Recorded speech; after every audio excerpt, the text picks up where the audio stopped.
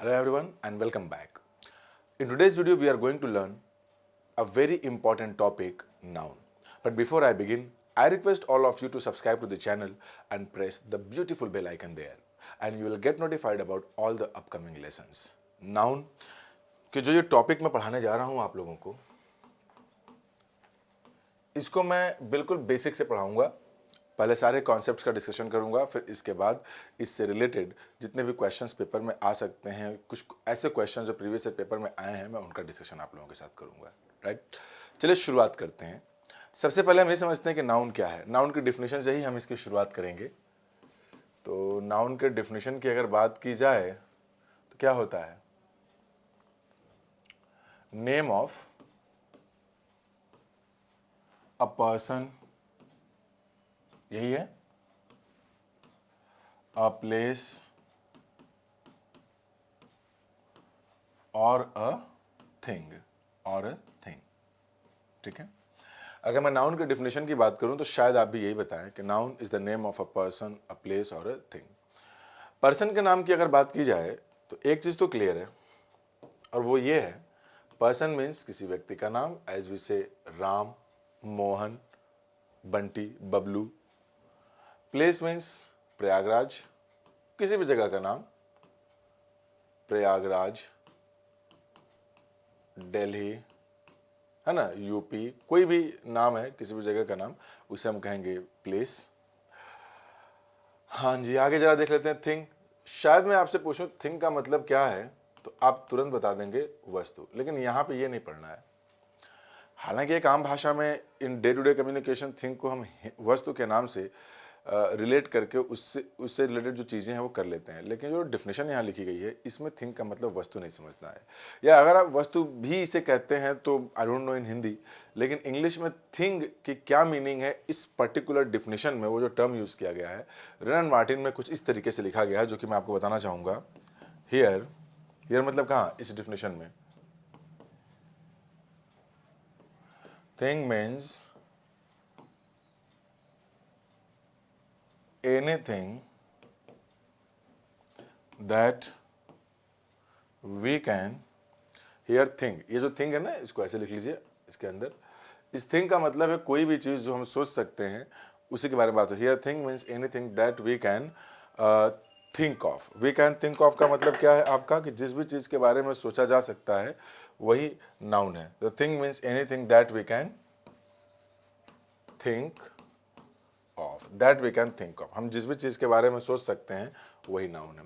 तो in general इसे समझने के लिए, थोड़ा और आसान बनाने के लिए मैं ये कहना चाहूँगा, जिस भी चीज़ को आप सोच सकते हैं इन जनरल उसका एक नाम जरूर होगा। जिसका नाम होगा वही सोचेंगे, वही आपके दिमाग में आएगा। तो एक इन जनरल कॉन्टेक्स्ट में आपको बता रहा हूँ ताकि डेफिनेशन आसानी से आप सीख सकें। तो इस पूरे डेफिनेशन को आप चाहें तो एक और तरीके से कह सकते हैं, और वो तरीका है noun is a naming word. Noun is a naming word, sorry ये वर्ड लिख दिया मैंने, that should be word. Noun is a naming word मतलब क्या, जिसका भी नाम है वही नाउन है। जिसका भी नाम है वही क्या है, नाउन है। तो ये पूरी डिफिनेशन मैंने क्या लिखा कि नाउन इज, जो है कि noun is a name of a person, place और थिंग। किसी पर्सन का नाम हो गया तो भी नाउन है, किसी प्लेस का नाम हो गया तो भी नाउन है, किसी थिंग का नाम है तो भी नाउन है। अब हमें डिफाइन करना पड़ेगा कि थिंग है क्या। तो thing means anything that we can think of. कोई भी चीज़ जो हम सोच सकते हैं वही नाउन है, और जिसको हम सोच सकते हैं उसको एक नाम दे देते हैं। तो इसको हम कह सकते हैं कि noun is a naming word, यानी किसी को किसी भी नाम से अगर पुकार दिया, चाहे जो नाम हो, वो चाहे पर्सन हो, प्लेस हो, थिंग हो, कुछ भी हो, अगर आपने उसको आइडेंटिफाई करने के लिए कोई नाम दे दिया है तो उसी को नाउन कहेंगे। जैसे मैं एग्जांपल समझाता हूँ और आपको कुछ और बेसिक बातें यहाँ जान लें, तब थोड़ा सीखने में और मज़ा आएगा ना, आपको भी अच्छा लगेगा सीखने में। देखें, जैसे मैंने लिखा बी, ये भी नाउन है। मैंने लिखा 5, ये भी नाउन है। मैंने लिखा फॉर, ये भी नाउन है। मैंने लिख दिया रन, ये भी नाउन है। कैसे नाउन है मैं आपको समझाता हूँ। नाउन के बारे में अगर बात किया जाए तो मैंने क्या बताया कि name of a person, place और थिंग, किसी भी पर्सन का नाम नाउन, किसी भी प्लेस का नाम नाउन, किसी भी थिंग का नाम, मतलब जो भी चीज़ें आपके दिमाग में आएंगी वही थिंग है। And noun is a naming word. तो आपने अगर बी की बात की, बी, तो ये भी एक नाम है। ये किसका नाम है, ये है नेम ऑफ अ लेटर। ये क्या बन जाएगा आपका? Name of a letter. किसी भी अक्षर का नाम भी नाउन, नाम तो नाम होता है ना, name. If you give name a name to something और somebody that becomes a noun, वही नाउन है। आगे हम देखते हैं ये जो 5 लिखा है ये क्या है। 5 के बारे में अगर बात किया जाए तो नेम ऑफ अ नंबर है। नेम ऑफ अ नंबर, किसी नंबर को भी अगर किसी नाम से पर्टिकुलर 5, 10, 11, 12 सबके सब नाम ही तो हैं जो किसी पर्टिकुलर एंटिटी को रिप्रेजेंट कर रहे हैं। ये सारे के सारे भी नाउन हैं। फॉर के बारे में अगर बात किया जाए तो name of a preposition. In general name of a preposition. Preposition, ये प्रेपोजिशन का नाम है। रन के बारे में बात करें तो ये क्या है? Name of an action. ऐसे बहुत सारे वर्ड्स हो सकते हैं, यानी जिसका भी नाम है, जिस भी चीज का नाम आपने दे दिया वो नाउन है, इसीलिए कह दिया गया noun is a naming word. अब इसी के बेस पर मैं आप लोगों को एक एग्जांपल दूंगा and you will have to answer. ठीक है ना? अब क्या करना है? उसका आंसर देना है। जैसे मैंने एक सेंटेंस लिखा, I am the 9th letter of English alphabet. I am the 9th letter of English alphabet. अगर मैं आपसे पूछूं कि ये सेंटेंस गलत है या सही है, तो आप में से ज़्यादातर लोग शायद ये बोले कि ये सेंटेंस सही है।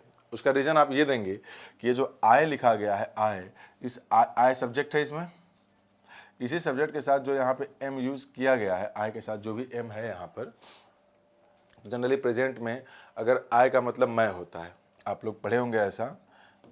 अगर आई का मतलब मैं, और आई का मतलब मैं तब होगा जब आई को हम यूज़ करेंगे प्रोनाउन की तरह से। ठीक है ना? आई को किसी तरह यूज़ करेंगे? प्रोनाउन की तरह से।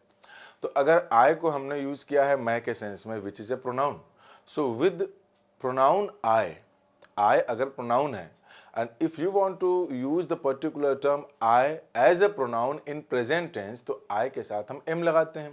तो इस केस में तो I के साथ M लगेगा, लेकिन जब I का मतलब मैं हूँ, यानी कि I प्रोनाउन हो, but in the given sentence I am the 9th letter of English alphabet, in the given sentence I is not a pronoun, it is a noun। मैं समझाता हूँ कैसे। I am writing something here, just look at it carefully। A, B, C, D, E, F, G, H, मान लेते हैं आई, मैंने ऐसे लिख दिया आई। तो अगर आप इसको काउंटिंग करें तो ये 1, 2, 3, 4, 5, 6, 7, 8, 9, यही है। अगर इसको बोलना हो कि ये इंग्लिश अल्फ़ाबेट का पहला लेटर है, तो आप ऐसे ही बोलेंगे ना, A is the first letter of English alphabet, ऐसे ही बोलेंगे। बी को बोलेंगे B is the second, C is the third, D is the fourth, E is the fifth, F is the sixth, G is the seventh, H is the eighth, I is the ninth. तो ये जो ninth लिखा गया है ना कि आई, English alphabet का 9वें जगह पे, 9वें प्लेस पर लिखा गया एक अक्षर है, 9वां जगह है उसका। तो ये 9th प्लेस ये 9th लेटर जो बता रहा है, ये इस बात का इंडिकेशन दे रहा है कि इस सेंटेंस में जो हमने आई यूज़ किया है वो आई प्रोनाउन नहीं है, वो नाउन है। हमें पता है कि अगर कोई नाउन है, यानी कि सिंगुलर हो गया है, एक ही है, क्योंकि अगर ये सिंगुलर है, बात प्रेजेंट की हो रही है, तो वहाँ पे हम एम का यूज़ नहीं करेंगे, वहाँ पर इज का यूज़ करेंगे। तो what I want to tell you, I just want to tell you, we are going to decide everything, every word in a sentence based on its function, not based on how do they look, वो कैसे दिखते हैं, इसके basis पे हमें decide नहीं करना है कि उनके साथ आय के साथ हमेशा एम ही लगा देना है। आखिर आय जब प्रोनाउन होगा तब आप प्रेजेंट में एम लगाएंगे, जब आय नाउन बन जाएगा यानी नेम ऑफ अ लेटर बन जाएगा तो उस सिचुएशन में आप एम का यूज़ नहीं करेंगे, इज का यूज़ करेंगे प्रेजेंट के लिए। तो कुल मिला जुला करके इतने देर में आपको ये समझाने की कोशिश किया है मैंने कि noun is a naming word. Noun एक नेमिंग वर्ड है। नाउन क्या है? नाउन एक नेमिंग वर्ड है, आपको ये बात समझनी चाहिए। ठीक है ना? चलें अब हम लोग थोड़ा सा आगे बढ़ते हैं। अगर नाउन एक नेमिंग वर्ड है तो इतना तो काम हो ही गया हमारा। अब हम लोग सीखने चल रहे हैं कुछ और केसेस, इसमें नाउन के ही बारे में सीखेंगे। अभी बहुत ज़्यादा बातें नहीं करनी है अभी बहुत ज़्यादा इसमें। तो noun is a naming word तो हो गया हमारा डेफिनेशन। अब हम इसमें देखने की और कोशिश करते हैं। जैसे मैंने लिखा काइंड्स, कुछ बेसिक बातें जान लिया जाए तब फिर हम इस पर आगे बढ़ेंगे, ठीक है। काइंड्स में अगर आप देखें तो पहला काइंड इसका क्या बन जाएगा, कुछ भी लिख लेते हैं। मान लेते हैं मैंने लिख दिया प्रॉपर नाउन, ठीक है। What about the second type,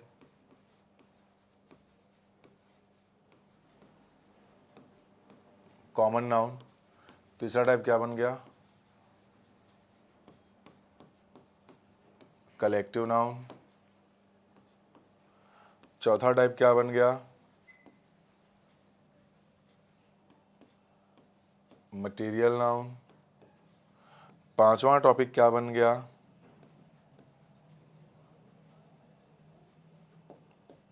abstract noun.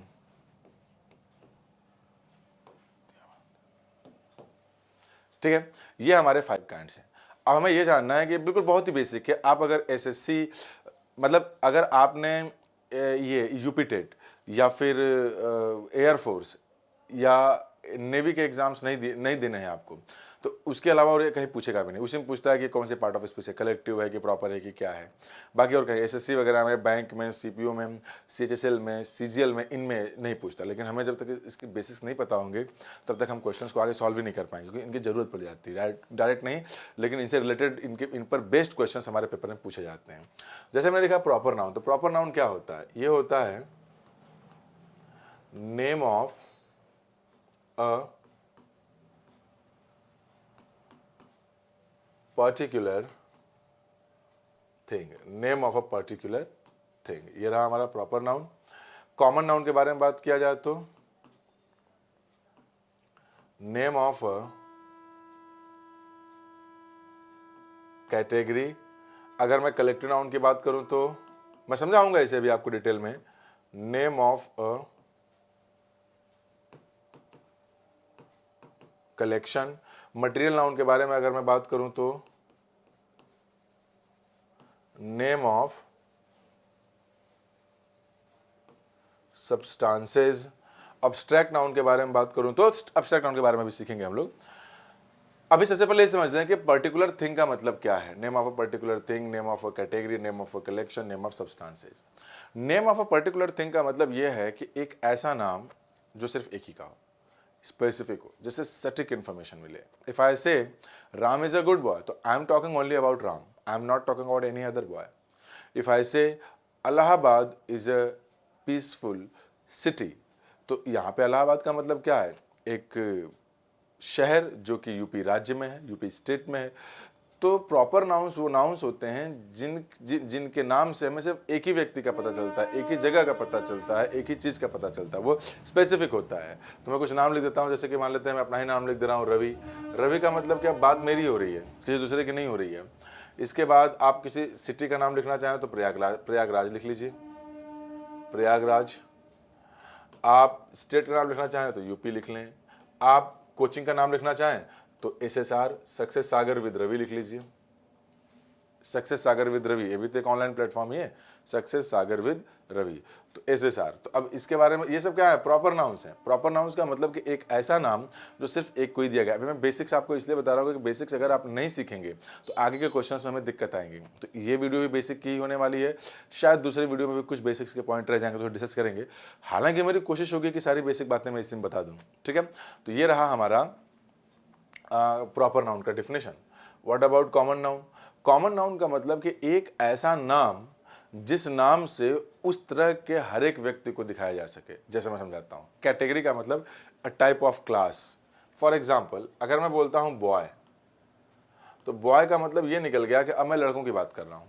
मतलब कि जैसे कि आप एक बॉय हैं, दूसरा बंदा भी बॉय है, तो बॉय का मतलब एक पर्टिकुलर जेंडर, मेल जेंडर की बात हो रही है, और उस जेंडर में एक ही टाइप के सारे लोग हैं, एक ही एज ग्रुप के आसपास में सभी लोग होंगे, 2-4 साल आगे पीछे, तो उसे हम लोग क्या बोलेंगे, बॉय। एक कॉमन नाउन है।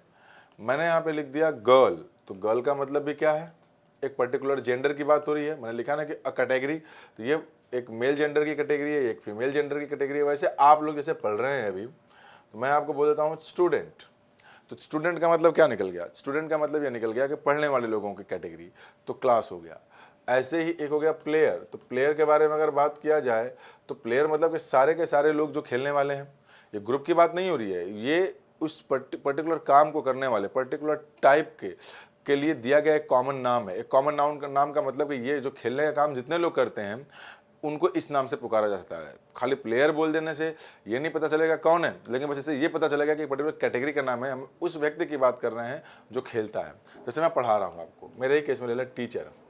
तो अगर आप टीचर बोलेंगे तो teacher is a common noun. Teacher का मतलब ये है आपका कि एक व्यक्ति जो पढ़ाए, जो पढ़ाने का काम करता है, तो it is a particular category. अगर आपने इस कैटेगरी की बात करी, लेकिन वो टीचर है, पढ़ाने का काम कर रहा है, लेकिन टीचर से पता थोड़ी चल रहा है कि आप किसके बारे में बात कर रहे हैं। लेकिन आपने जैसे ही बोला रवि, तो पता चल गया कौन व्यक्ति है, हु द पर्सन इज। तो कॉमन नाउन का मतलब हो गया कि एक ऐसा नाम given in common to you, given in common to all. एक सेम टाइप के लोग होंगे, उनमें से एक नाम दे दिया, उसी नाम से उसके हर एक मेंबर को पुकारा जा सकता है। कलेक्टिव का मतलब क्या है? समूह। कलेक्टिव का मतलब क्या है? समूह है। नेम ऑफ अ कलेक्शन, किसी समूह का नाम हो गया। जैसे क्लास, अब जैसे कि मैंने क्या बोल दिया यहाँ पर, क्लास बोल दिया। क्लास किसका समूह हो गया है? क्लास की अगर बात करें तो पढ़ने वाले लोगों का समूह है। ठीक है, इस कलेक्टिव नाउन को मैं थोड़ा नीचे लिखना चाहूँगा इसके बारे में, ताकि पूरा समझ सकें आप। कलेक्टिव नाउन जो वहाँ लिखा मैंने, उसी कलेक्टिव नाउन को मैं यहाँ लिखना चाहूँगा। ठीक है, कलेक्टिव नाउन के बारे में देखें आप लोग इसे। अगर मैं कलेक्टिव नाउन के बारे में बात करूँ तो कलेक्शन है ना, तो क्लास भी क्या है? It is also a collection. ये किसका कलेक्शन है? ये है कलेक्शन ऑफ स्टूडेंट्स, यानी ग्रुप ऑफ स्टूडेंट्स हो गया, राइट। ऐसे ही एक वर्ड में लिख दे रहा हूं यहाँ पे, ट्रूप, TROUPE। ट्रूप का मतलब क्या हो गया? Group of artist. वो जो बैंड म्यूजिक वगैरह नहीं होते हैं, आर्टिस्ट, ऑर्केस्ट्रा वगैरह वाले आर्टिस्ट, ये हो गया। मैं एक वर्ड यहाँ लिख दे रहा हूँ, बेबी। ये भी एक ग्रुप होता है। किसका? Group of girls. Group of girls, लड़कियों का एक समूह। अच्छा, ऐसे एक वर्ड में और लिख दे रहा हूं यहां पर, आर्मी। आर्मी का मतलब क्या बन जाएगा? Group of soldiers, group of ends. तो मतलब कि ये क्या मान लीजिए जैसे कि फैमिली, फैमिली क्या? ये मेंबर्स का ग्रुप हो। Family means group of members, ये है ना, मेंबर्स एटसेट्रा। मैंने अगर बोल दिया कि स्टूडेंट है और मैंने बोल दिया क्लास है, तो क्लास का मतलब क्या है? क्लास केवल तभी संभव हो पाएगा जब उसमें स्टूडेंट्स होंगे। तो यानी कि स्टूडेंट क्या हो गए? कई सारे एक ही टाइप के लोग हैं, उनको मिला करके जो है एक नाम दे दिया गया, तो बन गया क्लास। तो क्लास शो करता है कलेक्शन को, जबकि जो कॉमन नाउन है, कलेक्टिव नाउन जो है वो शो करता है कलेक्शन को। जबकि जो कॉमन नाउन है वो कलेक्शन नहीं, वो जो कलेक्शन है एक ही टाइप के लोगों का जनरली होगा, तो उसके एक एक मेंबर को हम रेफर करने के लिए यूज करते हैं कॉमन नाउन। ठीक है ना। अब हम आते हैं मटेरियल नाउन पे। अगर हम मटेरियल नाउन की बात करें तो पदार्थों के नाम, मटेरियल। मटेरियल का मतलब यह है कि जो फिजिकल वर्ल्ड में एग्जिस्ट तो करे लेकिन काउंट ना किया जा सके। जैसे water, it is a material. Milk, material. Cotton, material. Gold, material. Silver, material. तो मटेरियल मतलब इसे हिंदी में कहते हैं पदार्थ। पदार्थ क्या कह सकते? सब्सटेंस है, पदार्थों के नाम। जो पदार्थों के नाम हैं उनको भी हम क्या कहेंगे? पदार्थों के नाम को ही क्या कहेंगे? मटेरियल। तो मटेरियल नाउन्स होते क्या है? वो धरती पे होते हैं, फिजिकल वर्ल्ड में एग्जिस्ट करते हैं, लेकिन उन्हें गिना नहीं जा सकता है, उन्हें तौला जा सकता है। ठीक है, उनका मेजरमेंट किया जा सकता है, but we can not count them. ये रहा मटेरियल नाउन। यानी कि जो मटेरियल नाउन होते हैं हम इन्हें गिन नहीं सकते। तो मटेरियल नाउन कुछ और नहीं होते हैं, बल्कि ये अनकाउंटेबल नाउन्स होते हैं, जिन्हें गिन नहीं सकते हम उन्हें क्या बोलेंगे? Uncountable noun. ये ध्यान में रखिएगा आप। मटेरियल नाउन अनकाउंटेबल होता है, तो we can not count material noun. तो मटेरियल नाउन्स अनकाउंटेबल नाउन्स होते हैं। ठीक है ना। अब हम आते हैं एब्स्ट्रैक्ट नाउन पे। अब्स्ट्रैक्ट नाउन की अगर बात की जाए तो शायद आप इसका तुरंत हिंदी बता दें भाववाचक संज्ञा, भाव। अभी मैं आपसे पूछता हूँ जनरली क्लास में कि भाववाचक का मतलब आप समझ क्या रहे हैं, तो आप बोलेंगे सर जिसे फील किया जा सकता है। तो अगर भाववाचक का मतलब जिसे फील किया जा सकता है अगर ये है, तो बहुत सारे ऐसे टर्म्स हैं जिन्हें हम फील नहीं कर सकते लेकिन वो अब्स्ट्रैक्ट होते हैं। तो अभी से आप अब्स्ट्रैक्ट नाउन का मतलब सिर्फ भाववाचक संज्ञा मत बोलिएगा, क्योंकि जो भी नाम हैं वो सारे नाउन हैं। तो कुछ टर्म्स हैं जो हमारे एग्जाम के पॉइंट ऑफ व्यू से काफ़ी इंपॉर्टेंट हैं, कुछ ऐसे नाम हैं जो अब्स्ट्रैक्ट की कैटेगरी में यूज़ किया जाता है, तो वही नाम मैं आपको बताने जा रहा हूँ। जैसे अगर मैं यहाँ पे पहला नाम लिखूँ, जो आप लोग बता रहे थे अभी कि नेम ऑफ फीलिंग्स, किसी की भावनाओं के नाम, फीलिंग्स के नाम, ठीक है। ऐसे happiness, we can talk about happiness, sorrow. मैं दूसरे एग्जाम्पल की अगर बात करूं तो सिर्फ फीलिंग्स का ही नाम अब्स्ट्रैक्ट हो जरूरी नहीं है, फीलिंग्स के नाम तो अब्स्ट्रैक्ट होते ही हैं, इसके अलावा बहुत सारे काम है, जैसे name of actions, name of actions किसी एक्शन का नाम है, जैसे कि प्रोग्रेस है ना, हार्म, एक्सेस, एटसेट्रा, बहुत सारे वर्ड्स हो सकते हैं आगे। इस पे भी, इस पे भी, इस पे भी, सारे के सारे एक्शंस के नाम हैं। और एक्शन मतलब किसी काम को करने का नाम दिया गया है, तो ये सारे के सारे एब्स्ट्रैक्ट नाउन हैं। ये फिजिकल वर्ल्ड में नहीं एग्जिस्ट करते हैं, आप इन्हें फील भी नहीं कर सकते हैं लेकिन देख भी नहीं सकते हैं, समझ में आई बात। तो ये आपके एब्स्ट्रैक्ट नाउन है। यानी कोई भी चीज़, एब्स्ट्रैक्ट नाउन समझने के लिए सिंपल तरीका है, कोई भी चीज़ जो दिल और दिमाग तक सीमित है उसी को हम कहते हैं एब्स्ट्रैक्ट नाउन। कोई भी चीज़ जो दिल और दिमाग तक ही सीमित है उसी को हम कहेंगे एब्स्ट्रैक्ट नाउन। ये और भी नाम हो सकते हैं हमारे पास। ये हो गया नेम ऑफ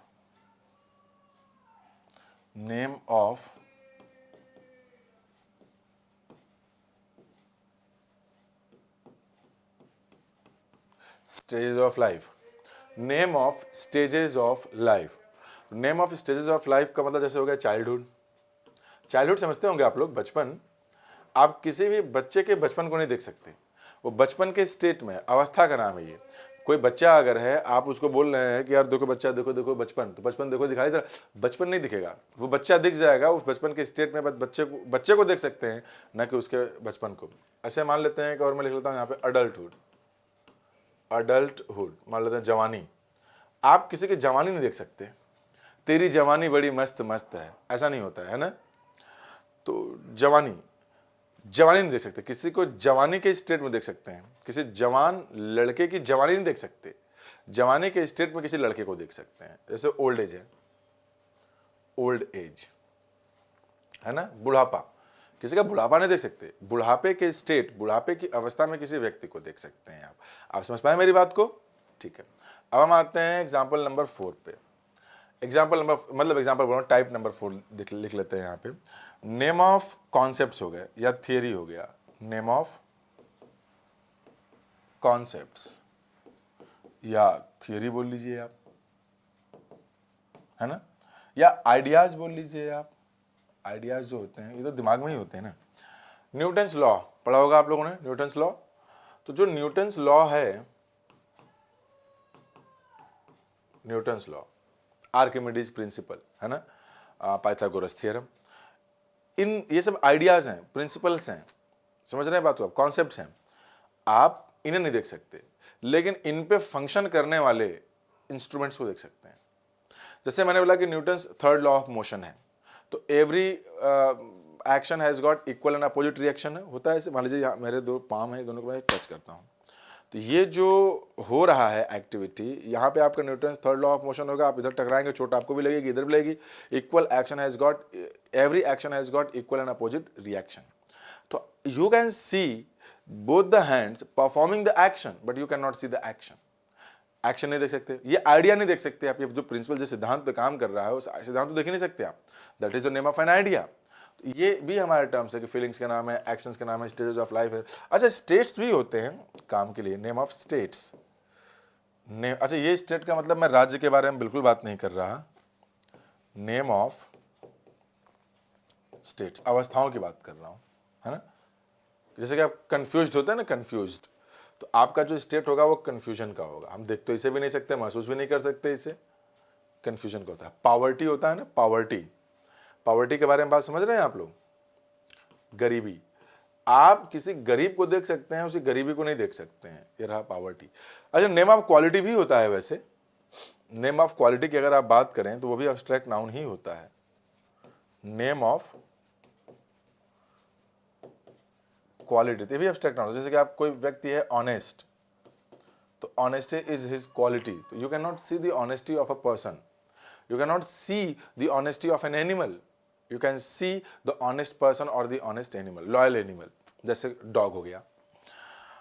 ब्रेवरी, कोई बंदा बहुत ही ब्रेव है, ब्रेव की अगर आप बात करेंगे तो पर्सन हो गया। ब्रेव इज एन एडजेक्टिव, तो ये एडजेक्टिव है। ब्रेवरी अगर आप बोल देंगे तो बहादुरी, जो कि एक एब्स्ट्रैक्ट नाउन है। नेम ऑफ क्वालिटी, ऐसे बहुत सारे टर्म्स हो सकते हैं, तो बस इतना काफ़ी है। लेकिन क्वालिटी की बात कर रहे हैं तो भी एब्स्ट्रैक्ट नाउन है। स्टेट मतलब अवस्था की बात कर रहे हैं, भी एब्स्ट्रैक्ट नाउन है। कॉन्सेप्ट, थियरी या आइडियाज़ की बात कर रहे हैं, भी एब्स्ट्रैक्ट नाउन है। लाइफ के जो स्टेजेस हैं, जो हर एक क्रम पे आप आगे बढ़ते हैं, वो भी एब्स्ट्रैक्ट नाउन है। एक्शंस एब्स्ट्रैक्ट नाउन है, फीलिंग्स एब्स्ट्रैक्ट नाउन है। तो अब तक शायद हम लोग ये जानते आए थे, जो हम फील कर सकते हैं वो एब्स्ट्रैक्ट नाउन है, लेकिन ऐसा नहीं होता है हमेशा। जिसे हम फील कर सकते हैं वो तो एब्स्ट्रैक्ट नाउन है ही, लेकिन बहुत सारी ऐसी चीज़ें होती हैं जिन्हें हम फील नहीं कर सकते, वो भी एब्स्ट्रैक्ट नाउन्स होते हैं। तो आपको इसे ऐसे समझना है। तो एक जनरल जो डिस्क्रिप्शन हो सकता है आपके नाउन का, वो 5 तरह के होते हैं। वो ये रहे, proper, common, collective and material noun. Abstract noun भी है। अब इन्हीं पांचों को जो है ना, आप एक बात समझिएगा जरा, ये जो 5 हैं यहाँ पर, अगर मैं इन्हीं पांचों टाइप के नाउन की बात करूं तो अपने लर्निंग को आसान बनाने के लिए मैं इसे और 2 कैटेगरी में कैटेगराइज कर सकता हूं। एक है काउंटेबल नाउन, एक है काउंटेबल नाउन, ये रहा, और दूसरा है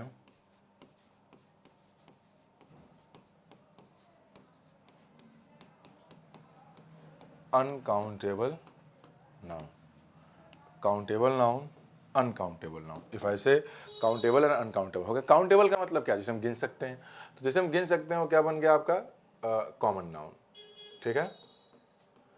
कलेक्टिव नाउन्स भी काफ़ी हद तक, मतलब हम जहाँ काउंट कर लेते हैं उन्हें काउंटेबल नाउन की कैटेगरी में रखा गया। अनकाउंटेबल नाउन जो गिन नहीं सकते, जैसे कि मटेरियल नाउन, मटेरियल नाउन ये बन गया आपका अब्स्ट्रैक्ट नाउन्स, ठीक है ना। अब्स्ट्रैक्ट मतलब समथिंग जो सिर्फ heart, that is related to, that is restricted to only heart and your brain, सिर्फ यहीं तक सीमित है, तो इसी को हम क्या बोलेंगे, मटेरियल नाउन, ये अनकाउंटेबल नाउन बोलेंगे। व्हाट अबाउट काउंटेबल नाउन, तो काउंटेबल नाउन के बारे में अगर हम बात करते हैं तो जैसे हम गिन सकते हैं। आप सोचेंगे प्रॉपर नाउन किधर गया, एक्चुअल में क्या है ना कि प्रॉपर नाउन को काउंट करने की जरूरत ही नहीं, क्योंकि वो तो एक ही है ना, उससे क्या गिनेंगे आप। अब आप सोचते होंगे कि नहीं सर हम गिन सकते हैं, मान लेते हैं कि हम लोग पढ़ते थे LKG में, तो मेरे क्लास में जो है कि एक राजू नाम का लड़का था, एक ने 3 राजू थे। तो मान लेते हैं कि एक राजू ये है, दूसरा राजू ये है, तीसरा राजू ये है। तो अब आपके क्लास में अगर 3 राजू हो गए तो अब ये प्रॉपर नाउन नहीं रहा, जब एक ही नाम के कई सारे लोग हो गए तो कॉमन हो गया ना। एक ऐसा नाम जो सब में कॉमन है, बोल दिया जितने राजू हैं सब इधर चले आए, जितने बंटी नाम के बच्चे उधर चले जाए, तो कॉमन नाउन हो गया ये। तो मैडम क्या करती थी या सर क्या करते थे अटेंडेंस के टाइम पे, इन्हीं के साथ ऐसे बोलते थे, Raju 1, Raju 2, Raju 3, Raju first, Raju second, Raju third, ऐसे करके जो है वो नाम रख दिया जाता था उनका। तो अगर एक ही नाम के कई सारी चीज़ें अवेलेबल हो जा रही हैं, जो कि संभव है, एक ही नाम के कई बार जगहों के नाम एक हो जाते हैं, जैसे कि बिहार के बारे में आप बात करेंगे तो एक राज्य है, लेकिन इलाहाबाद से कुछ दूरी पे एक जिला है आपका प्रतापगढ़, तो उस प्रतापगढ़ में एक पर्टिकुलर जगह का नाम है, छोटे जगह का नाम है बिहार ही है। तो क्या कर सकते हैं, नाम अगर एक ही नाम के कई सारे बन गए, तो वो जब एक ही नाम के कई सारे, भले वो कॉमन नाउन है, लेकिन वो एक ही नाम के कई सारे हैं, तब वो कॉमन नाउन नहीं बनेगा, वो प्रॉपर नाउन बन जाएगा। प्रॉपर नाउन अगर वो तभी तक है जब तक कि वो उस नाम का अकेला ही है। अब जैसे कि मैंने बोल दिया राजू 1, तो राजू 1 का मतलब एक ही है, ये राजू फर्स्ट, राजू जो फर्स्ट है हाथ ऊपर करो, तो ये रहा। मान लेते हैं किसी का नाम राजू यादव है, इसका नाम है राजू शुक्ला, उसका मान लिख लेते हैं राजू प्रजापति, 3 अलग अलग हो गए। तो अब राजू नाम नहीं कॉमन है, उसके सरनेम से तीनों अलग अलग हो गए, तब बन जाएगा ये प्रॉपर नाउन। तो ये ऐसा बिल्कुल समझने की आप कोशिश मत करिएगा कि प्रॉपर नाउन यहाँ क्यों गिन सकते हैं, नहीं प्रॉपर नहीं, जब वो प्रॉपर नाउन एक ही नाम के कई सारे हो गए तब वो प्रॉपर नाउन नहीं रहेगा, वो बन जाएगा कॉमन नाउन, ठीक है। अब कुछ और बातें हैं नाउन से रिलेटेड जो मैं आपको बताना चाहूँगा। मैंने आपको जो डेफिनेशन लिखा है नाउन का, उसमें मैंने ये बताया कि जो नाउन है ये एक नेमिंग वर्ड है। उसके बाद इसके टाइप्स के बारे में बताया, काउंटेबल हो गया, फिर अनकाउंटेबल हो गया। अब मैं थोड़ा बताना चाहूँगा कि नाउन को आखिर सेंटेंस में यूज हम कितने तरीके से कर सकते हैं, ठीक है ना। तो कितने तरीके से यूज कर सकते हैं, एक नोट लिखा देता हूं आपको मैं, लिख लीजिएगा। नोट है क्या? A noun can be used as. Noun को कैसे कैसे यूज किया जा सकता है, मैं आपको इस बारे में बताना चाहता हूं कुछ। Let us understand it in detail. पहला option A, can be used as the subject, subject, the object, ठीक है। तीसरा लिख लेते हैं कॉम्प्लीमेंट। क्या लिख लेते हैं? कॉम्प्लीमेंट। तो सब्जेक्ट की तरह भी यूज कर सकते हैं, ऑब्जेक्ट की तरह से भी यूज करते हैं, कॉम्प्लीमेंट की तरह से भी यूज कर सकते हैं। अगर आप ऑब्जेक्ट की बात करेंगे तो ये किसी प्रेपोजिशन का ऑब्जेक्ट हो सकता है और किसी ट्रांजिटिव वर्ब का ऑब्जेक्ट हो सकता है। कॉम्प्लीमेंट की अगर आप बात करेंगे तो ये सिर्फ लिंकिंग वर्ब का ही बनेगा, लिंकिंग वर्ब। अब ये लिंकिंग वर्ब क्या है, ये आप तब सीख पाएंगे जब वर्ब के कॉन्सेप्ट को डिटेल में पढ़ेंगे। तो हालांकि मैंने अभी वर्ब पढ़ाया नहीं है, तो वर्ब पढ़ाने का मतलब लंबा समय लगेगा, लेकिन आपको मैं बता रहा हूँ, आई जस्ट ट्रस्ट में कि मैं आपको ये सारी बातें डिटेल में पढ़ाऊंगा। नाउन चल रहा है, नाउन के बाद एडजेक्टिव पढ़ेंगे, प्रोनाउन तो हो ही जाएगा, या प्रोनाउन तो हो ही गया है, टॉपिक सारे उसके। तो नाउन के ये हो जाएगा प्रोनाउन, प्रोनाउन के बाद हम क्या करेंगे कि फिर एडजेक्टिव, एडजेक्टिव के बाद एडवर्ब, एडवर्ब के बाद जो वर्ब के बचे हुए हिस्से है वो पढ़ाएंगे। तो वर्ब ही हमारे पार्ट ऑफ स्पीच का लास्ट टॉपिक होगा, क्योंकि मैंने आपके सीजीएल और सीएचएसएल के एग्जाम को ध्यान में रखते हुए इसे पढ़ाया है। फिर ये पार्ट ऑफ स्पीच वाला काम खत्म हो जाएगा हमारा, तब इसके बाद हम लोग प्रीवियस ईयर पेपर के प्रैक्टिस से काम करेंगे, क्योंकि आर्टिकल, कंजंक्शन और प्रेपोजिशन ये हम लोगों ने ऑलरेडी पढ़ रखा है। तो ये क्या है बाद में जानेंगे, बस एक जानते रहिए कि ऐसा कुछ होता है। जब वर्ब पढ़ेंगे तो वह हमेशा डिटेल में जानेंगे। बस मैं आपको यहाँ फंक्शंस बता रहा हूँ। ये किसी वर्ब का सब्जेक्ट हो सकता है, ये किसी प्रेपोजिशन या किसी वर्ब का ऑब्जेक्ट हो सकता है, ये किसी लिंकिंग वर्ब का कॉम्प्लीमेंट हो सकता है, ठीक है। ये इतनी तो रही हमारी नाउन से रिलेटेड बेसिक बातें। अब जो नाउन्स में हमें पढ़ने हैं, जनरली उस बात को भी आप समझने की थोड़ी कोशिश करें। मैं यहाँ से आप लोगों को कुछ बेसिक बातें बताना चाहता हूँ, लेकिन वो जो बेसिक बातें हैं, उन बेसिक बातों को मैं इस वीडियो में नहीं डिस्कस करना चाहूँगा, उसको मैं डिस्कस करना चाहूँगा। उसके लिए मैं आप लोगों के लिए एक सेपरेट वीडियो बनाऊँगा। तो इसके लिए बिल्कुल बेसिक वीडियो हो गया। अब कुछ बेसिक के साथ हम लोगों को कुछ क्वेश्चंस का डिस्कशन करना है, तो उसके लिए सेपरेट वीडियो रखते हैं, ताकि बिल्कुल बेसिक अगर देखना है तो आपको देखना बिल्कुल आसान हो जाए, ठीक है। तो I hope all of you have enjoyed this session, and this brings me to the end of another lesson. Very soon I will be back with another lesson. तो कर क्या सकते हैं, till then take care, bye bye.